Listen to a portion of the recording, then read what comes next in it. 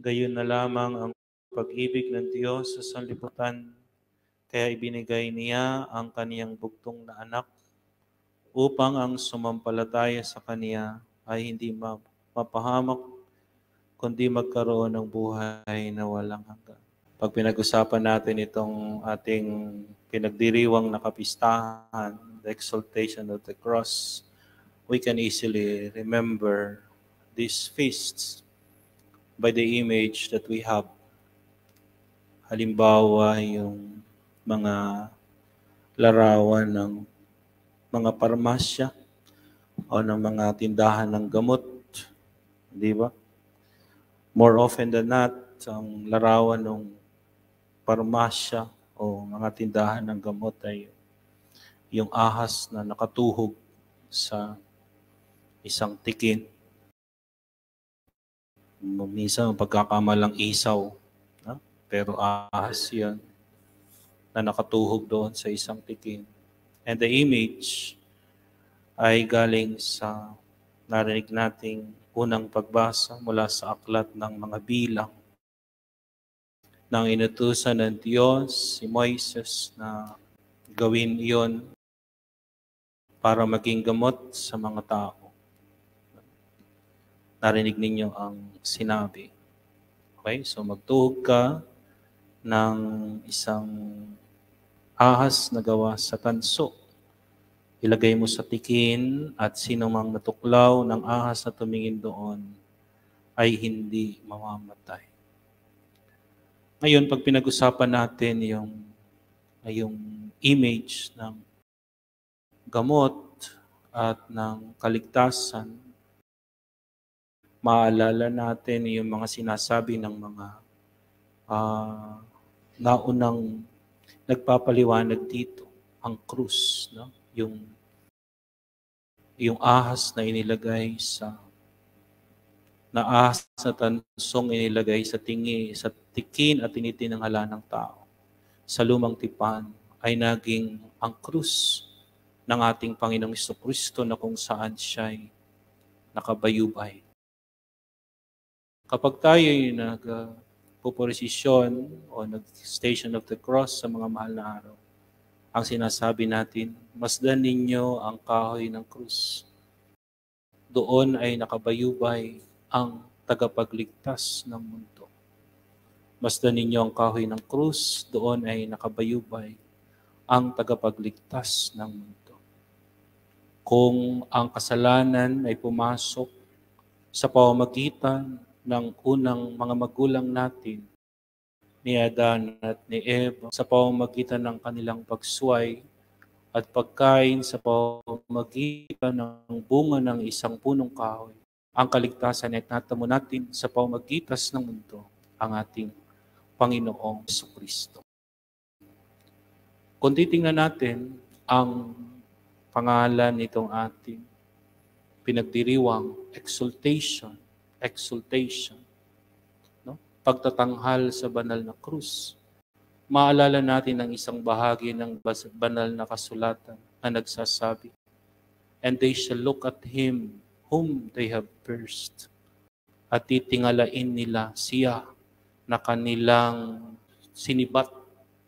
They shall look at him whom they have pierced. And when they pierced the side of Christ, nang kanilang sinibat ang tagiliran ng ating Panginoong Jesucristo, at ito'y bumulwak ang dugo at tubig, then that's the time they realize, truly, this man is the Son of God. Doon nila naunawa ng bumukal sa kaniyang tagilirang inulos ng sibat ng ating Panginoong Jesucristo nga talaga ang anak ng Diyos. Exaltation of the cross, pagtatanghal sa krus. Ang kabaliktaran ng exaltation sa Ingles ay to despise. Exaltation, to look at, tingalain, no? Tingnan mula sa baba pataas, to exalt. And then yun naman, despise ay maliitin. Siguro ito ang palaging pinapaalala sa atin ng ating Panginoong Jesucristo at sa kaniyang mga alagad, lalo na pag pinag-usapan yung ating attitude o pagkaunawa tungkol sa krus. More often than not, our attitude is avoidance. Sana walang krus. Sana hindi na lang mangyari ito. Kaya naman, instead of exalting the cross, because the cross is certainly not a beautiful sight initially, hindi naman yun magandang tingnan. Katulad ng sinasabi ko ng mga nakaraang pagninilay ko, who would like to carry a cross? Gusto niyo bang mapako sa krus? Gusto niyo maghirap kagaya ng ating Panginoong Jesucristo? Everybody wouldn't like that. That's why the cross being despised. Even the apostles and the disciples of our Lord Jesus Christ said to the Lord, sana huwag po mangyari. No less than Peter would say, hindi po dapat mangyari sa inyo yan. Hindi po dapat kayo magpakasakit. Hindi po dapat kayo mamatay. Hindi po dapat kayo mapahirapan. And that's the indication of the cross. Iyon yung ibig sabihin ng krus, mamatay, magpakasakit. But only to be obedient to the Father. Kaya sabi ng ating Panginoong Jesucristo, maliban na yakapin ninyo ang krus na ito at sumunod kayo sa akin araw-araw, hindi kayo makapasok sa kaharian ng Diyos.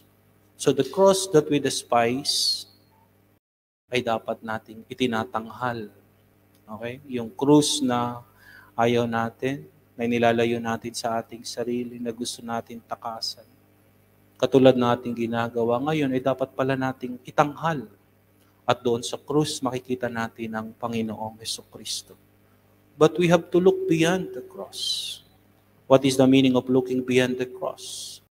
Gazing at the cross, katulad ng narinig natin sa ating Ebanghelyo, we will realize how God loved us.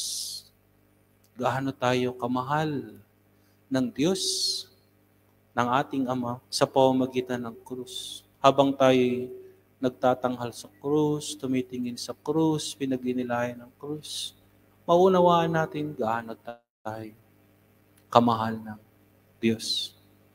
I remember a t-shirt na may print ng tanong na ito, God, how much do you love me?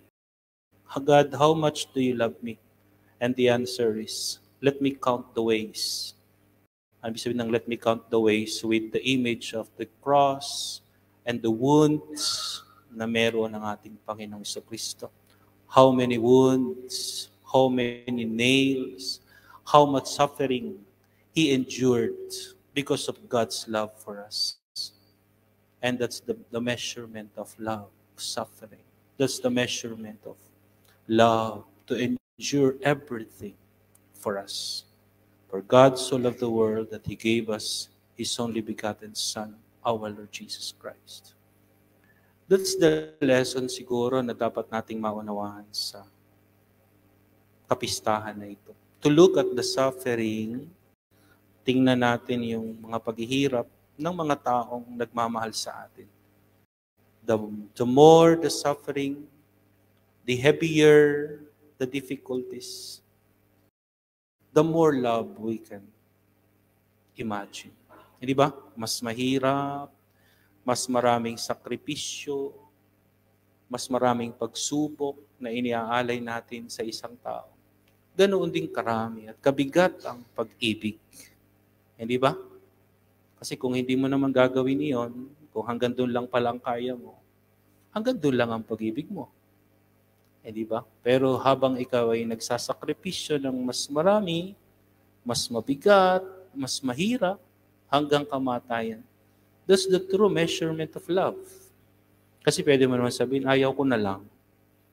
Tama na ito. Napapagod na ako. And then you quit. So hanggang doon lang yung pag-ibig mo. Pero pag sinabi mo hanggang dulo, sige lang, kaya pa. Okay? So we look with gratitude to all peoples who have loved us. titingin tayo magbabalik tayo ng tanaw sa mga taong nagmahal sa atin ng lubos, na ibinigay yung lahat para sa atin.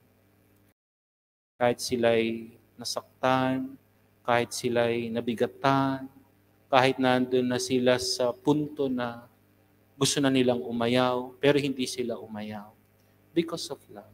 So the measurement of love really is the measure or the weight of the sacrifices we give to these people. Iyan ang tunay na batayan ng pag-ibig. At wala ng pag-ibig, sabi ng ating Panginoong Jesucristo, na hihigit pa sa pag-ibig ng isang taong nagbibigay ng kaniyang sariling buhay.